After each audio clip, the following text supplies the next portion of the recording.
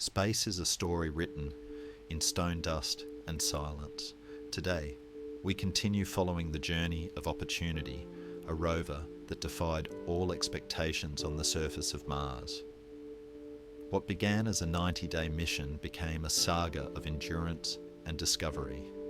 And at the heart of this chapter lies Victoria Crater, a vast scar on the Martian plains and a window into the planet's hidden past. Let's travel together and see how a little rover uncovered big secrets about the red planet. When we last left Opportunity, the rover had just reached the rim of Victoria Crater on Sol 951 of its mission. A sol is the term for a Martian day, and just arriving here was already a remarkable achievement. Remember, Opportunity was only designed to last for 90 sols. By the time it reached Victoria, it had survived more than 10 times its expected lifespan. During those 951 sols, Opportunity had achieved far more than anyone anticipated. It had examined dozens of rocks scattered across the Martian plains, each one adding to the puzzle of whether Mars once hosted oceans of liquid water. Along the way, the rover had faced multiple challenges. It had become stuck in sand dunes more than once, but managed to break free each time. Some of its instruments began to malfunction, yet engineers devised clever workarounds that allowed Opportunity to keep going. And despite enduring dust storms that shrouded the sun for days, the rover always managed to recharge its batteries and continue the mission. So what made Victoria Crater such a compelling destination? Could it reveal secrets that Opportunity had not yet uncovered anywhere else on Mars? Let's step into the story of how this small rover explored one of the most dramatic landscapes it would ever encounter. Victoria was always considered a milestone target. From the day Opportunity landed in Eagle Crater, few imagined it would survive the 7-kilometre journey across the plains to reach this site. But against all odds, it did. At this stage, the rover had already outlived its original mission tenfold. Victoria was also unlike any crater Opportunity had seen before. At 730 metres across, it was by far the largest and deepest depression on its journey. Most importantly, its steep walls exposed layers of ancient Martian bedrock. For planetary scientists, this was priceless. Bedrock holds the preserved record of Mars's past, the very clues Opportunity had been searching for since the beginning, and visually, Victoria was stunning. Against the otherwise flat and featureless plains, this yawning pit with its jagged cliffs looked like a window into the planet's hidden history. In preparation for this new exploration site, mission controllers on Earth uploaded a fresh set of instructions into Opportunity's systems. For the first time, the rover could decide on its own whether to send back an image, extend its robotic arm to examine a rock, or even avoid obstacles without waiting for commands from Earth. This was more than just convenience. It was a solution to the painful delay in communication. At its furthest distance, the signal between Earth and Mars could take over 40 minutes to travel one way. Imagine having to drive a car where every action took nearly an hour to respond. No wonder it had taken Opportunity 3 years to travel just 7 kilometres. To test the new software, engineers set up an experiment. They instructed Opportunity to treat a harmless pile of small rocks as dangerous obstacles. The rover could have driven over them easily, but instead it detected the no-go zone, plotted a safe path around it, and even captured a panoramic image to confirm its new capabilities. For the first time, Opportunity was becoming more than a remote-controlled machine. It was developing a degree of autonomy, a necessity for exploring such distant worlds. With this upgrade, Opportunity began circling the crater's edge, documenting the landscape. Along the way, it encountered dramatic promontories nicknamed capes and captured them using a clever technique called super-resolution mosaics. Here's how it worked. The rover took multiple images of the same scene, slightly offset each time. Back on Earth, scientists combined them to produce a picture sharper than the rover's camera could capture alone. This method is still used in fields like astronomy and microscopy today. The images revealed fascinating geological structures. The cliffs displayed layers tilted at angles rather than lying flat. Geologists call this cross-bedding, and it usually forms in sand dunes. From these patterns, scientists inferred that the region around Victoria had once been a vast dune field, not unlike parts of the Sahara Desert on Earth. Imagine that billions of years ago, this desolate crater rim might have been surrounded by endless Martian dunes shaped by ancient winds.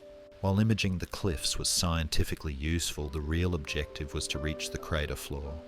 Mission planners scouted for a safe path. One area called the Valley Without Peril seemed promising, but on closer inspection the slope proved too steep. Instead, the team decided to guide the rover back to its original arrival point, where the bedrock surface offered a safer descent. On June 28, 2007, Sol 1200 Opportunity positioned itself at the edge, ready to descend, and then nature intervened. A colossal dust storm, the largest the rover had ever experienced, swept across Mars. The sun's brightness dropped by 96%. Picture standing outside at midday, and suddenly it feels like twilight under a suffocating red haze. For a solar-powered rover, this was a life-threatening crisis.